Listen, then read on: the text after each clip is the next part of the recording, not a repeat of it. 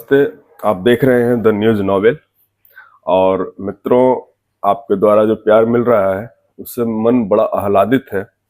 आज एक और प्रमुख मुद्दे पर मैं आपसे बात करने आया हूं और वो प्रमुख मुद्दा है 8वां वेतन आयोग।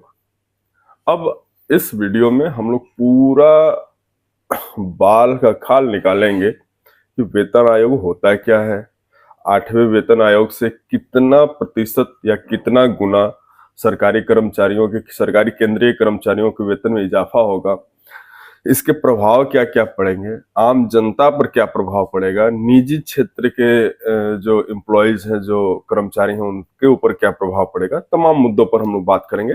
आइए बात करते हैं। विगत 16 जनवरी 2024 को केंद्रीय मंत्री अश्विनी वैष्णव ने 8वें वेतन आयोग की सिफारिशों को लागू करने के लिए घोषणा किया और उन्होंने कहा कि संभवतः 2026 में इसको लागू कर दिया जाएगा। मतलब 2025-26 के बजट में इसकी बात की जाएगी। वेतन आयोग से कर्मचारियों के जो वेतनमान है उनको पुनः परीक्षण किया जाता है। परीक्षण करने का मतलब उसमें क्या बदलाव होना चाहिए, क्या क्या बदलाव होगा, कितना बदलाव होगा। अमूमन यह परंपरा रही है भारत में कि प्रत्येक 10 वर्षों में वेतन आयोग का गठन किया जाता है। और पिछला वेतन आयोग 7वां वेतन आयोग था, जिसमें काफी मात्रा में बढ़ा था वेतन। आपको हम बताते चलें कि पहला वेतन आयोग का गठन वर्ष 1946 में किया गया था और वहां से अगर आप जोड़ेंगे तो 8वां वेतन आयोग मतलब आपको ये दिखेगा जो अभी बन रहा है, आंकड़ा हम लोग का चल रहा है।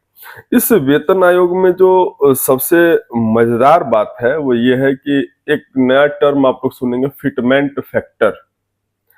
फिटमेंट फैक्टर मित्रों, हम आपको बताते चल रहे हैं कि फिटमेंट फैक्टर क्या होता है कि जो सैलरी है उसमें कितना हाइक होगा या कितना बढ़ेगा, उसकी चाबी फिटमेंट फैक्टर के पास होती है। अब हम आपको बता रहे हैं कैसे। जैसे मान लीजिए कि जो फॉर्मूला होता है 8वें वेतन आयोग में, हम मान लेते हैं कि फिटमेंट फैक्टर हमारा 8% हो 3% होगा।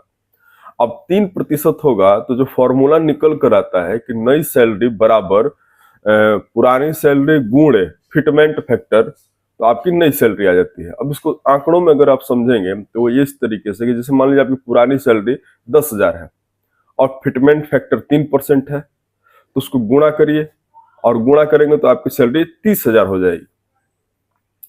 उम्मीद है आप समझ पा रहे हो इस बात को। अब इससे जाहिर सी बात है कि खुशी होगी केंद्रीय कर्मचारियों को, लेकिन इसके प्रभाव क्या क्या पड़ेंगे इसको भी थोड़ा सा हमें समझना होगा। तो पहला प्रभाव तो जो साफ साफ दिख रहा है कि राजस्व व्यय बढ़ जाएगा सरकार का, केंद्र सरकार का। अब राजस्व व्यय क्या है?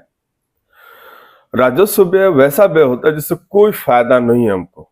ठेठ भाषा में समझिए, कोई फायदा का मतलब जैसे हम साबुन लगाए और धो दिए, उससे में कोई फायदा नहीं हुआ।